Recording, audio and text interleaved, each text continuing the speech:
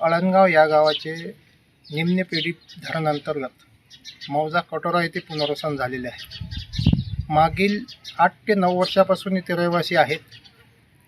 पाटबंधारे विभागाने जे इथे नागरिक सुविधा केलेल्या आहेत त्या अतिशय निकृष्ट दर्जाच्या केलेल्या आहेत। दरवर्षी पावसाळ्यात इथे जे आम्ही राहतो आमचे हाल एवढे होतात की तुम्ही माझ्या घरापाशी टोंगळ्या पाणी आहे।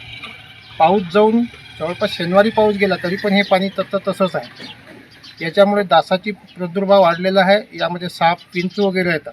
आमच्या आरोग्याला मोठ्या प्रमाणात आणि जीविताला सुद्धा धोका आहे।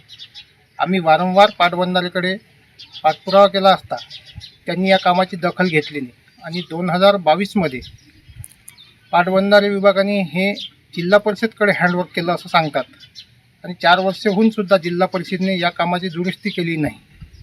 त्यामुळे आमची विनंती आहे की इथल्या ज्या नाल्या आहेत यांना योग्य ते सुलूक काढून उतार काढून पाणी योग्य दिशेने प्रवाह करावा, अन्यथा आम्ही आंदोलन करू। आणि ज्या यंत्रणेने हे कामं केले आहेत 8-9 वर्षाआधी त्या यंत्रणेवर त्यातले कार्यकारी अभियंता असो, उपअभियंता असो की इंजिनियर असो त्यावर कारवाई करावी अशी आमची गावकऱ्यांची मागणी आहे। प्रकल्प मौजा कटोरा पुनर्वसन येथे आमच्या इथे पुनर्वसनातनी आमच्यावाल्या नाल्या रोड खूप काही पाणी जिरलेलं आहे। माड्या पाणी आहे।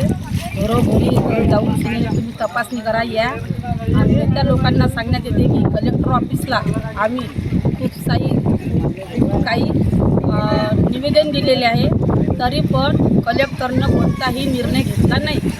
आणि नेते येतेच आमची आज अशी परिस्थिती आहे की आम्हाला घरात पण जाता येत नाही। आम्हाला लोकांनी सांगितलं का गावात या, गावातून काढून दिलं।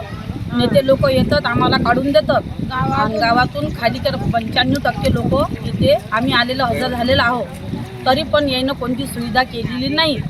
पाणी म्हणाल तर घराघरात घुसून राहिलं। गावात जाऊन लोकांना भवसा देतात का तुम्ही गावाच्या बाहेर निघून